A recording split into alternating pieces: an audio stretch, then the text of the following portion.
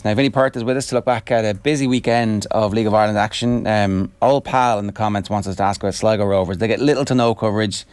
Always the Dublin clubs, just massive 3 points away yesterday with 10 first-team injuries. So we should start there, should we? Yeah, and who's that old pal? I absolutely agree, because I've seen them twice the weekend. I was in Tallaght Stadium against Shamrock Rovers. Really unlucky to lose. I thought they were exceptional. And then in Richmond Park yesterday, what was a different type of performance, but they were very, very good yesterday in terms of beating St. Pat's 1-0. So no, I was really impressed with them. It's interesting because their Pinaker, their centre half, stepped out, passed the ball to the right back. I'm going to struggle to pronounce his name now, but there you go. Brand Flack from Sweden, who crosses it to Max Mata from New Zealand, who scores. So it's interesting because where the league is at and all of these things come into lots of discussion every year. Where's the standard, where it's not? But we definitely need an influence of players from outside of the league. And Sligo's recruitment has been exceptional. Liverack, someone said to me, if he was half a yard quicker, he'd be outstanding. But if he was half a yard quicker, he probably wouldn't be playing in our league. But he is an exceptional player in our league. Hartmann, who's out injured at the moment again, a German, has been brilliant for them. So Estonian is Laverick. So there's players from all over the world playing for Sligo and many other teams, by the way, but in particular Sligo. And I think they've been exceptional, done really, really well. Young manager there, John Russell, has done a great job for them, and they're right in the mix for European spots. First clean sheet of the season as well. I think it's someone said 9 goals for Max Mata so far this season. So there are lots of positive things for Sligo to look at and to go forward. Like, what's the ceiling for them this season? I think it's European football. I think getting back into European football, and you know, Sligo, they were dealt a really difficult hand this weekend. So over the bank holiday weekend, they were sent up to Tallaght the way the fixtures fell, and then up to Richmond Park on bank holiday Monday. But to come out with the way they did, they were really unlucky. As I said, they should have beat Shamrock, or should have got something out of the Rovers game, and then to go up to Tallaght or up to Richmond Park in a different performance. But dug it out.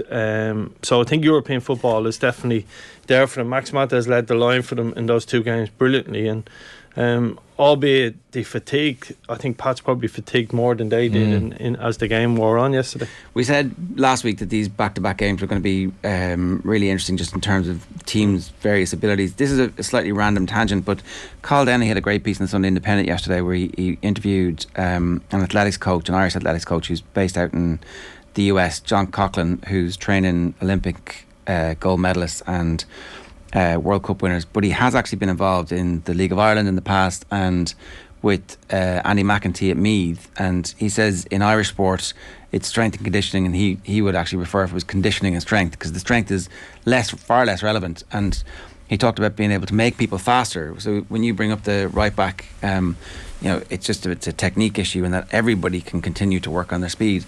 Are we like, because that's one of those things that doesn't require facilities, right? It doesn't require a huge amount of investment. Well, you said it was a tangent, right? So to go off on one real quickly, I went to watch Dublin and Derry, my first ever inter-county game live, for that reason, to see what was in this, what could I get out of it. And I think as a country in sport, I actually I was listening to the paper review while I was out and about, as opposed to reading that article, but I was listening to it yesterday morning going, yeah, he's so right. There's too much emphasis on physical conditioning. So in terms of size and bulk over speed, and it should be speed and power as opposed to power and speed. Yeah, weights for dates. Yeah, and you see it with some players, right? So as the summer comes along, all of a sudden they want to make sure their arms are decent and different things, and it's about getting the top of strength and conditioning coach.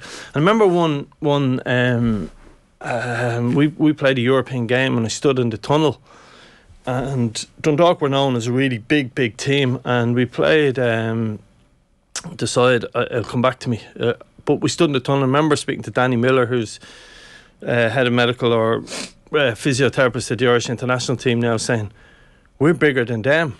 Okay, Carabag, it was Carabag, big European club, and he's like, yeah, the 2 of us. And I hit home, and we had for a long period after that, we said, we were actually becoming too big. Yeah. We need to come back a little bit, and you see that with a lot of European players that you play against now or are coming into the league. Their frames are a lot smaller, and they're able to move over the ground, I would say, a little bit quicker. And it's finding that little niche or that little sweet spot where you've got someone right in the right moment. And it's probably... And going back to Gaelic, I would say to you, coming away from that, and this is right, so this will probably upset a lot of people, but I'm going to throw it out there. Stop bloody spending so much time in the gym and learn how to kick the ball out of your hands and move around the pitch quicker. And I came away from it going, why aren't he moving the ball quicker out of hands? I spoke to a couple of GAA coaches that I'd know, and he was like, I'm saying, I'd say some fella is going, statistically, if you pass the ball over 30 metres, the chances of keeping possession are down. I'm saying, okay, so improve the quality of your kick pass. And I'd say in terms of the skill of Gaelic, as a football person, I could be completely wrong, I would say if you got that fundamental part right and improved that, because the ball you can move the ball 30-40 yards with a kick quicker. So it is definitely something that's should be watched by all people coaching in sports. You should go later in the summer when there's more high stakes involved. I think there might be better examples of teams who are more likely to be doing the thing that they want to do and revealing their full hand. Yeah, no, I felt to be fair, Dublin really impressed me as the game wore on against Derry. It was in the final in terms of they were willing to kick it into forwards who were making more movement, and they looked like they'd more set plays, for want of a better word, than Derry at the time. But that's just a as I said, an overview from someone who knows nothing about the game. It turns out that Derry were roped up against a little bit that day because they were much better last weekend. But to go back to the point about the fitness, it's weekends like this where being properly conditioned really helps you. And I don't think it's any coincidence that at the end of the weekend, Shamrock Rovers are second. They've got Bohs up this week. The ominous run that they've been on, they're reeling Bohs in, and Bohs obviously had a big win yesterday, but couldn't get the job done to get the 6 points over the weekend that we talked about being really important for them. Yeah, it would have given them a huge buffer. Like they'd been 7 points clear going into the game this weekend, putting pressure on Rovers we need to to win a draw. We need to go and win, and that's ultimately what the concern is of people. And when you look at that, I sadly went from Richmond Park over to Dalymount Park at 5 o'clock, and then went home and watched Rovers and Derry live on telly. So I got 3 games in yesterday. Now, for those wondering how do you get away with that, I ended up doing the ironing while I was watching the Derry game. So that's fair enough, give and take in life. But the point about it, the 2 games back to back was that you could see teams. Cork really struggled yesterday. I have a bit of fear for them. You could see both Pats and Sligo struggling in those second games, and our players, when you compare it to Championship where you play 48 games or you play League 1, League 2, the intensity that's required, and you would feel Shamrock Rovers have that in their strength and depth. And you look at the game against Derry yesterday, and I think Derry's starting 11, if the game was played or the season was played with just 11 players, they're not far off Shamrock Rovers. The strength and depth in Rovers squad means the Friday Monday isn't a big deal in terms of changing people around, and it looks like I just thought they were exceptional yesterday. And what's brilliant about them is people are talking about Jack Bourne, who's been out like different class in our league, but when I watched them against Bohs a couple of weeks ago, it was one of the midfielders. It was not Gary O'Neill. One of the central midfielders, Dylan Watts, was outstanding. When I watched him down in Pats a couple of weeks ago, Dan Cleary was outstanding.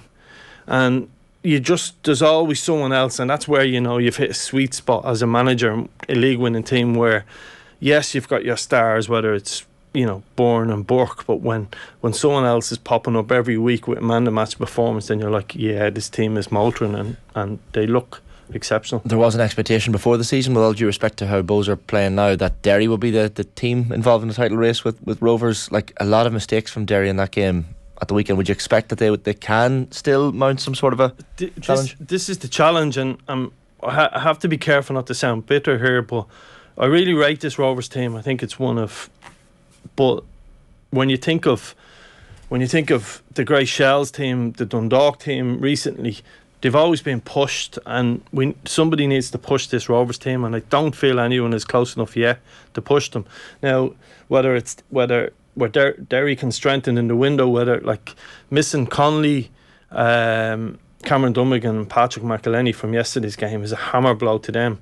I think Rovers could have dealt with 3 players of that magnitude, but Derry can't. And this Rovers team needs to be pushed, and also not just for the sake of the league and different bits and pieces, but pushed to make them even better again. Yeah. And I think Cork pushed us onto another level. And also we pushed Cork on at different stages. But I remember in 2017 season we'd a real hangover from 2016 Europa League and different things. We started the season slow, but Cork just won like 9 out of 10 games, and you couldn't catch them, and you need that to push it on. And that's my fear about the league at the moment, is this Rovers team are so far ahead. It doesn't feel like anyone's able to catch them. Not even Bohs. Well, look, Bohs have, it's 13 games in, they're 4 points clear. So this game on Friday is huge for them. Yeah, huge for them. It's like you wouldn't be terribly shocked if Bohs were to beat Rovers in this fixture of all fixtures. Yeah. The fact that they have the 4 point lead would obviously, it would. Yeah, and the concern will be for Bohs. Bohs were completely outplayed against Rovers a couple of weeks back. So it's about what the makeup of the team, how the Bohs approach it. Did he look at doing something slightly different in that game, because they were outdone? A bit more expectation on Rovers maybe in this game, particularly in Tallaght. So did he look at something slightly different where they try and counter attack against them? But it's set up to be a brilliant game. Atmosphere will be huge. There'll be no spare tickets, and it will be, you would imagine, a brilliant advertisement for the league again. So it's set up brilliantly that the two biggest rivals in Irish football are now rivaling each other at top of the table, which is perfect. And there's a sustainability about this Bohs evolution. Like, they're really well run, they're proper community focused. This isn't a manager it's not at the back of a genius manager who is going to leave. It's not the back of one great player who is going to get transferred. It's built slowly over a number of years. Yeah, and it's also now the icing on the cake is the likes of Pat Fanlon coming into the club. It is having, Trevor Crawley's now working within the academy there, so they've done it in a really structured way that it is a slow burner. And people will say to you Dundalk will dominate, or Rovers will dominate the league for years and years and years, and they may do, but football doesn't work that way. It cycles, and it just takes one slip of a couple of bad signings here or there, or something to go against you, and then someone else will be waiting in the wings. And we see that in world football, like particularly leagues similar to ourselves, whether it's in Scandinavia, whether it's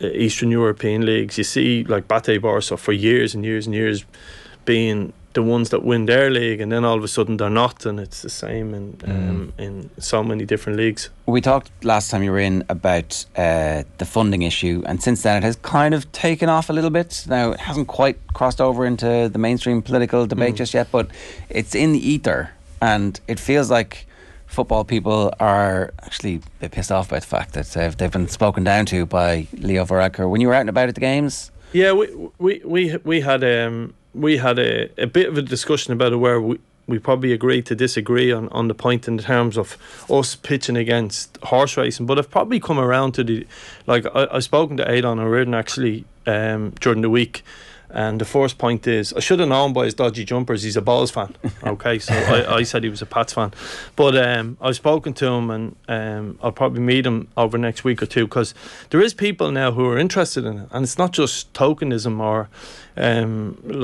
people looking to meet someone like me for whatever reason, just to get a bigger insight into how to shape the argument. But I'll probably come around to the idea that it wasn't a bad thing that the cage was rattled. I was a little bit in fear that by doing that we would have got the response we got, and whether that was a good thing or a bad thing. But I think for the participation numbers in Irish soccer, I think we've got to get more. And I think, like yesterday in Richmond Park, the amount of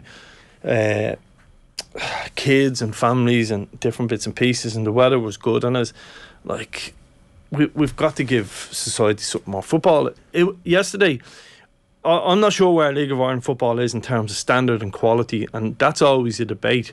But what I will say is the games are really entertaining.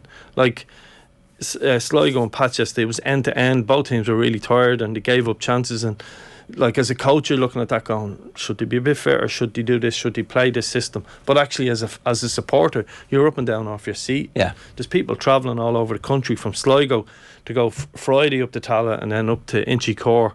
And there was a huge support from Sligo again yesterday. So people are interested in this. My instinct is that the fear comes from a position where the league was told that it was the problem child by the organisation whose job it was to grow it. And so there's a natural hangover from that. And that hangover has to be chiselled off.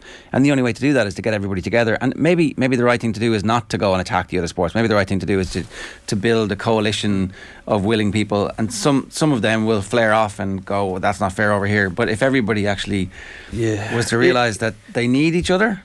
Yeah, there's a revolution happening in Irish soccer, okay?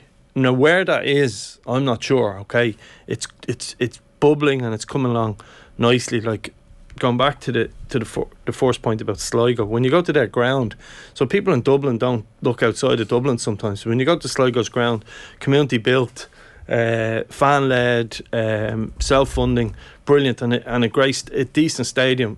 I'm sure they got a certain amount of funding. So when you see what people can do, and you can see where they're taking it to. But the rewards are huge for communities, for footballers, and it's also then the knock-on effect for 14s, 15s, 17s, 19s, and women's football has had a huge growth with the League of Ireland clubs. League of Ireland clubs have always been hammered for different reasons, but the one thing they seem to have done well is the ladies' game. Now, you must give them credit for that, and people must give them credit for that, because it's growing that sport that maybe in 16 years time or 12 to 16 years time we're at regular World Cups with the ladies game, and it will become of what was done. That was that FEI led it, don't get me wrong, but it's like Pats have just introduced it now, Rovers have done it recently, obviously the strength was Shelbourne over the years, but so there's a lot of really good things happening. I just think we're tarnished, and the thing you tend to hear is, sure, why would you give the FAI money? Sure, look what they done with the money before. Exactly. And that's so degrading, and that's just like saying, well, we've given banks back money. We've given, just change, get on with it. New brew, and here. But I think if there's a long-term plan, and the long-term plan shows a more healthy country, grassroots, better facilities for kids, more kids playing into their middle age. Like this is a really easy story to piece together. But it's so hard because we're actually so political as well in Irish football that we probably need a dictator, and we've had one, so we don't need a dictator. But so how do you explain that? What I mean by that is we're bloody shutting down a lot of the pitches now for the summer. Well, I don't really understand this, right? Because we've just had the wettest. Was it the wettest February or the wettest March? Was February all dry and March was yeah? And then the next, I think it was March. Yeah. And so like there's no matches, and it's all everybody's away in the summer. I think whoever's around should just play. Yeah, like if a team of 15 have 3 players missing, so what? Like just play games. Like. And the argument with, what about parents if you play, say, Saturday, Wednesday, Saturday, or Sunday, Tuesday, whatever, 3 days a week? Well, they're probably going to bring the kids somewhere that week, training Tuesday, Thursday in a match. So get them out on these grass pitches that the council are now going around cutting and different bits and pieces. And so we do need some like real strong leadership with our game. It's as I said, I believe we're in the middle of a revolution. Where that is, I can't put my finger on it, because sometimes we drag ourselves back, and I think the part of the problem in Irish football is others are kicking us and they're using okay, I'll say it. I don't like saying it but I have to make it personal. They're using the Delaney era to hold us back now, where you're saying checks and balances now, no problem putting them in place. And I think, they've changed the board and they've done certain things. So hold us to the highest standard in the world, no problem. but actually give us a hand to grow the game and help society. Yeah, and treat us the same as everybody else. Yeah, that's the bit where you start looking at the greyhound industry and going, well, I'm not really sure that you're worth all the money you tell us you're worth. But anyway, we're definitely going to come back to that. One last thing about Cork. Sorry, they seem to be really struggling, and actually UCD have the bones of a team who are causing difficulty for sides on a regular basis. Cork's a big fear for me in terms of the league. I think it's important that we have a strong Cork in the league, but they must stay there on the pitch and on merit. And they've since beating Dundalk, I think they've lost 4 in a row, and UCD are one of them sides that they go through a 3 or 4 year cycle where they lose all the best players after 2 or 3 years, where they've all gone through college, they're free to leave, out they go, and the new bunch comes in. And this bunch, people would say it's a poor UCD side, etc. But they'll gradually pick up points, and it's important that Cork have just got new owners. It's so important to League of Ireland that we have a strong Cork, and I have a big fear where they're at. They need to go and spend in this window, and I think they will, but they got to get their recruitment right. Watch them against Bohs, and albeit the man sent off, so the game went against them, they don't look like a mid-table Premier Division side yet, so they need a hand. And Colin Healy's not happy either, like with the decisions and stuff. Even Rory Keating not scoring in 6 games is a bit of a concern when that's your lead target man. They've got Tunde Afolabi and Rory Keating up there, and he's got to maybe come up with a system that can get 2 of them into the team, because goals will win you games. The sending off really bothered him last night, but I think there was a decision just before that where they were through on goal and the referee blew up and brought it back for a free kick for them on the halfway line. But they go against you, but like, they were well beaten yesterday. Jordan Flores with another amazing goal. These goals go into full packed stadiums and they look even better. But Cork need to spend some money, back Colin, but they also they've got a lot of players that just a little bit short, and they need to sign a couple to strengthen, because you need Cork in the Premier Division of League of Ireland. One last question. We were talking a little bit earlier on about the Spurs-Liverpool game. I know you watched that. Jurgen Klopp was called. I'll just say, we 2 Man United fans here this morning hammering Jurgen Klopp like it was just the worst bit of radio I've heard in a long time. The two of them just gone on a personal attack, like, you know. He used to be, I think he used to be quite Alex enjoyable Ferguson for opposition fans. Wasn't Alex Ferguson the most like loyal, honest, good man who never Fergie was too old. He was too old to run after for officials, though. Not all his career. And he done it in a different way. His words were, But I spoke during the week about Liverpool and sort of the recovery. It's fascinating, because I was thinking about it. We done a piece maybe 18 months ago, 2 years ago, with Owen about what made Liverpool great, and it was the midfield 3. And it's funny, people are picking holes in their back 4 at the moment, but actually they've, like, Henderson or Fabinho or Wijnaldum used to press so high up the pitch that actually teams couldn't get out. And now there's just one simple pass breaking the lines. But Liverpool's forward line, I would say to you, is as good as anyone. The challenge they're having is that midfield is just too open, and it's shown flaws in their back 4 that always been there but was never tested, because you just couldn't get out against Liverpool and you couldn't break the lines with your passing. I know there's a view that the whole team needs loads of surgery, but actually if they were just to spend all the money on the dynamism of a high quality midfielder, that might be a better way of spending their money than signing 5 players for 40 million and none of them actually bringing the level of energy to that midfield that they need. Yeah, and I think you can overthink it. Like, you look at their back, the way their back 3 are playing at the moment, and they're too far apart. Kanate and Van Dijk is too far apart, and they're trying to come up with different systems. And I think they probably feel, as a coaching staff, this is an opportunity to try something. You've nothing to lose. Drop Trent in there, but again. And hey, what would I know? But they should have signed Jude Bellingham when we done that piece two years ago, 18 months ago. And that's when you go and you go boom. And that's what, to be fair to Ferguson, was brilliant, that when he felt something was coming off, he just went straight in and topped it up. And if that meant a big name coming out, but there is green shoots. But it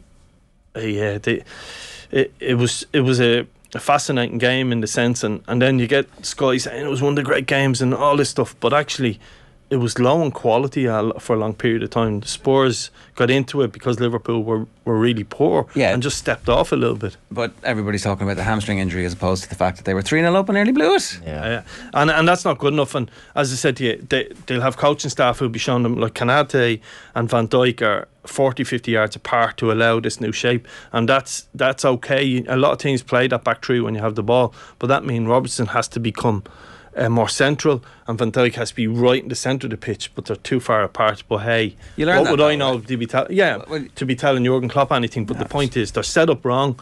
They need two world-class midfielders of really high energy, because Curtis Jones and Harvey Elliott are just below the level, and while they can play for Liverpool for a long period of time, it has to be with real strength in them. Maybe they're squad players as well, who knows. Vinny, good stuff, thanks a million. We've Rovers Bohs look forward to later on in the week. We'll talk about that again in a